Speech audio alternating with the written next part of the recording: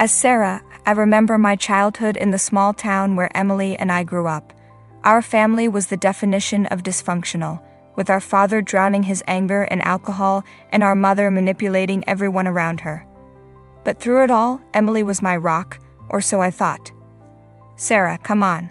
Hide here with me," Emily whispered one night as our father's drunken rage echoed through the house. She would wrap her arms around me, shielding me from the storm outside our hiding place.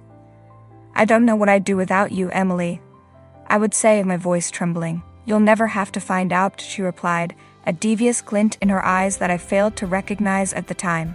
In the midst of the chaos, Emily seemed to be my protector, but unbeknownst to me, she harbored a dark side that fed off our family's dysfunction. She reveled in the power she held over me and others, often inciting our parents' anger for her own amusement. "You know, Sarah," Emily once confided, "sometimes I think it's fun to watch them fight. It's like our own personal soap opera." I couldn't understand how she could find any pleasure in our parents' constant arguments. I knew I had to get away from this toxic environment if I ever wanted a chance at a better life. So I focused on my studies and eventually earned a scholarship to a prestigious college in a distant city. "Sarah, are you sure you want to leave?" Emily asked, feigning concern. "You'll be all alone out there." "I have to do this, Emily. I need a fresh start," I replied, my heart pounding with both fear and excitement. "But I promise I'll stay in touch." Little did I know that my escape would not only change my life, but also set in motion a series of events that would reveal Emily's true nature. Life in the city was a stark contrast to my small-town upbringing. I embraced my newfound freedom and worked hard to build a successful life for myself. I made new friends and even fell in love. Yet through it all, I couldn't help but feel a lingering guilt for leaving Emily behind.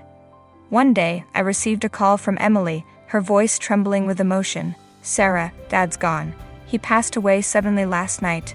I felt a mixture of shock and sadness, but also an inexplicable sense of relief. It was time for me to return home and face the remnants of my past. Upon arriving in town, I couldn't shake the feeling that something was off. Emily seemed different, more calculating and cold. I soon discovered that she had been secretly scheming to take over our father's estate, spreading lies about me in the process. "Sarah, you wouldn't believe the things people are saying about you," Emily whispered in my ear at the funeral. "They think you stole from Dad before you left. You know I'd never believe such things, but others aren't so forgiving." I was devastated. "How could you do this to me, Emily? I trusted you." "Times change, dear sister," she replied, a cruel smile playing on her lips. "You abandoned us, and now you must pay the price." As I watched Emily turn our family and friends against me, I knew I couldn't let her win. I had to fight back and expose her lies. This time, I wouldn't be the helpless little sister cowering in the shadows.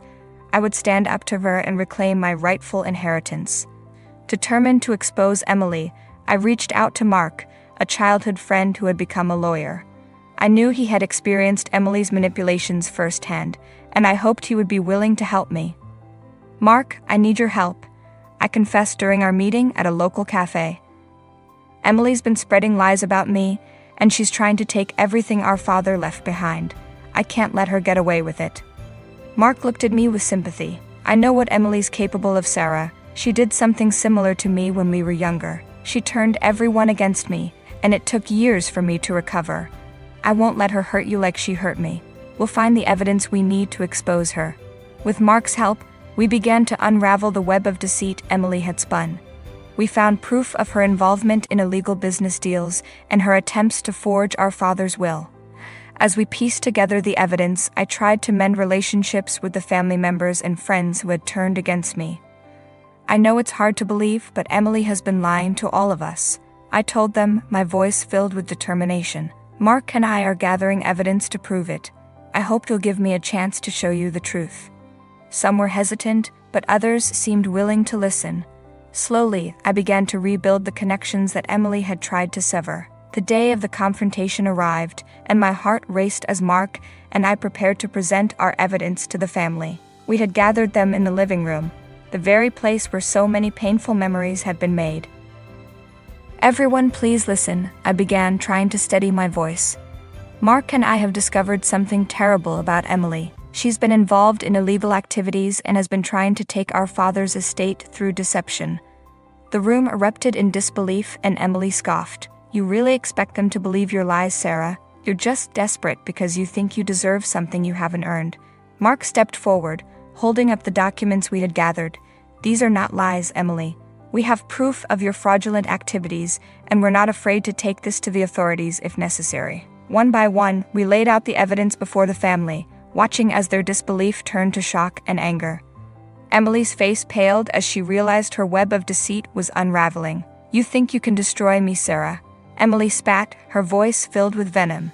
"You're just as weak and pathetic as you've always been." But I stood my ground, looking her directly in the eye. "I'm not that scared little girl anymore, Emily. I won't let you hurt me or anyone else ever again." As the truth sank in, our family members withdrew their support from Emily, and I could see the regret in their eyes for having doubted me. I knew the road to rebuilding those relationships would be long and difficult, but I was ready to face the challenge. With Emily's deceit exposed, I was able to reclaim my inheritance and, more importantly, the trust of my family. We gathered once more in the living room, this time to discuss the future and how we could move forward. "I'm so sorry, Sarah," my mother said, tears welling in her eyes. "I should have known better than to believe Emily's lies. Can you ever forgive me?" I hugged her tightly. "Of course, Mom. We're all victims of Emily's manipulations. What matters now is that we support each other and heal together." As I looked around the room, I saw hope and determination in the eyes of my loved ones. It was a new beginning for all of us. With my newfound wealth, I decided to give back to the community that had suffered because of Emily's actions. I supported initiatives aimed at helping victims of dysfunctional families, ensuring that others would have the resources and support they needed to break free from the cycle of abuse. Meanwhile, Emily faced the legal consequences of her actions. She lost everything, her lies and schemes finally catching up to her. "Sarah, I never thought it would end like this," Emily said when we met for the last time before she was taken away. "I thought I was invincible." I looked at her, feeling a mixture of pity and anger. "You could have chosen a different path, Emily, but you let your greed and desire for control consume you. I hope that one day you'll find the strength to change." As I walked away, victorious and free from the chains of my past, I knew that my future was bright. I had risen above the darkness and found the strength to create a better life for myself and those I cared about. And while Emily was left to reflect on her misdeeds, I was ready to embrace the new possibilities that lay ahead.